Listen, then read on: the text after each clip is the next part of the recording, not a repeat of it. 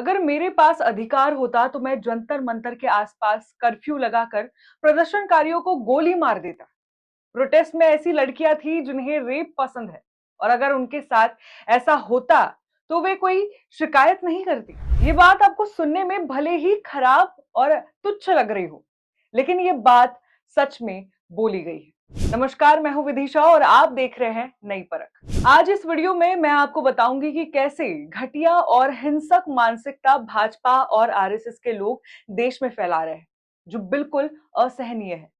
आज बात उस देश की करते हैं जहां युवाओं को देश का भविष्य कहा जाता है, लेकिन आज इस देश में हक मांगने वाले छात्रों को, अपने भविष्य की भीख मांगने वाले युवाओं को सत्ता के गलियारों से क्या मिल रहा है? गालियां, धमकियां और गोलियां मारने की सनक। अगर मेरे पास अधिकार होता तो मैं जंतर मंतर के आसपास कर्फ्यू लगाकर प्रदर्शनकारियों को गोली मार देता। ये शब्द किसी आतंकी के नहीं है। ये शब्द है केरल के आरएसएस विचारक और भाजपा के बौद्धिक प्रकोष्ठ के पूर्व प्रमुख टीजी मोहनदास के, जो खुलेआम कह रहे हैं कि जंतर मंतर पर नीट परीक्षा धांधली और पेपर लीक के खिलाफ प्रदर्शन कर रहे छात्रों को वो लाइन में खड़ा करके गोली मार देते, लाश अस्पताल भिजवा देते और 4 घंटे में शांति ला देते। लेकिन ठहरिए, ये सिर्फ एक टीजी मोहनदास का बयान नहीं है। ये मत सोचिए कि ये किसी एक सिरफिरे की जुबान फिसल गई है।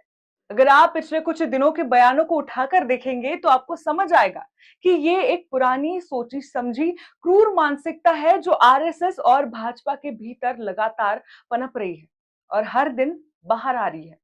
आइए आपको क्रोनोलॉजी समझाते हैं कि भाजपा और उनके नेताओं के मन में देश के छात्रों के लिए असली विचार क्या है। सबसे पहले बात करते हैं पूर्व केंद्रीय शिक्षा मंत्री धर्मेंद्र प्रधान की।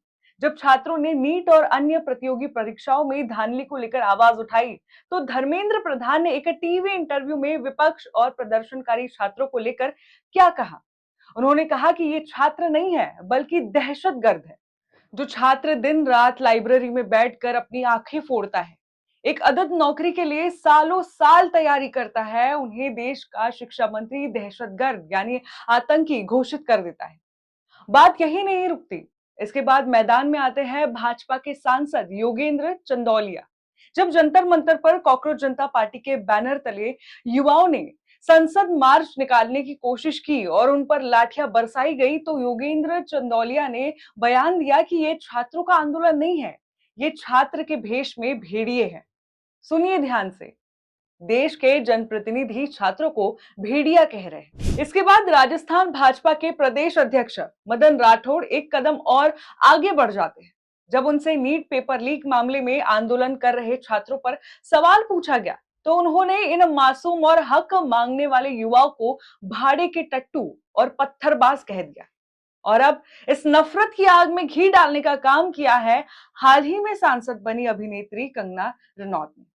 कंगना रनौत ने सोशल मीडिया पर इस देश की नई जनरेशन यानी जेनजी की लड़कियों और आंदोलन में शामिल महिलाओं को सीधे गटर छाप और गटर जनरेशन कह दिया है।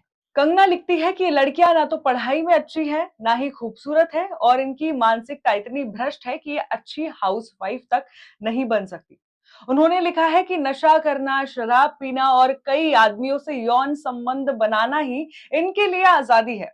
आप इस बात से अंदाजा लगाइए कि भाजपा और आरएसएस के लोग समाज में किस तरह की घटिया और स्त्री द्वेषी मानसिकता फैला रहे हैं।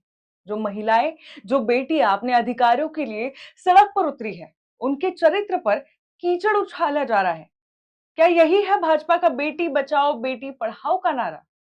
मैं खुद जंतर मंतर पर गई थी। मैंने अपनी आंखों से वहां के प्रदर्शनकारियों से बात की, उनका दर्द जाना, उनके आंसुओं को देखा और उनके भीतर इस सड़ चुके सिस्टम के खिलाफ जो आक्रोश है उसे महसूस किया। वे छात्र वहां किसी मजे या पिकनिक मनाने तो नहीं बैठे थे। वे चिलचिलाती धूप और बारिश के बीच वहां केवल इसलिए डटे थे क्योंकि उनका भविष्य अंधकार में डल रहा था। वहां मौजूद युवा केवल धर्मेंद्र प्रधान के इस्तीफे की मांग नहीं कर रहा था, बल्कि वे सीधे प्रधानमंत्री नरेंद्र मोदी और नीतिगत फैसलों पर सवाल उठा रहे थे।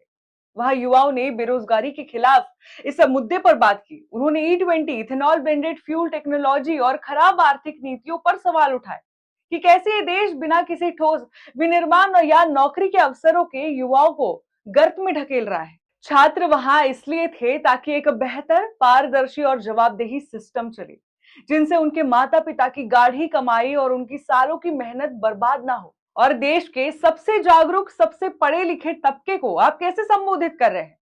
कोई उन्हें दहशतगर्द कह रहा है, कोई उन्हें भाड़े के टट्टू कह रहा है, कोई उन्हें भेड़िया बता रहा है और कोई देश की बेटियों को गटर छाप कहकर उनके चरित्र का सर्टिफिकेट बांट रहा है। मतलब सीरियसली शर्म आनी चाहिए सत्ता के अहंकार में डूबे इन लोगों को।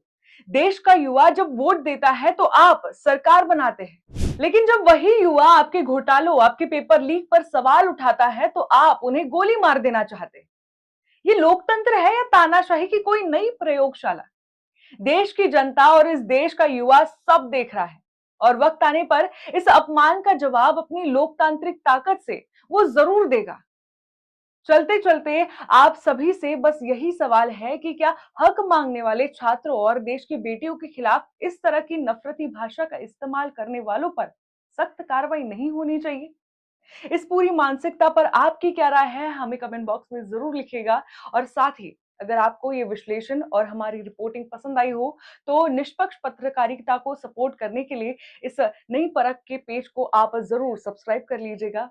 बहुत बहुत धन्यवाद और देखते रहिए नई परख।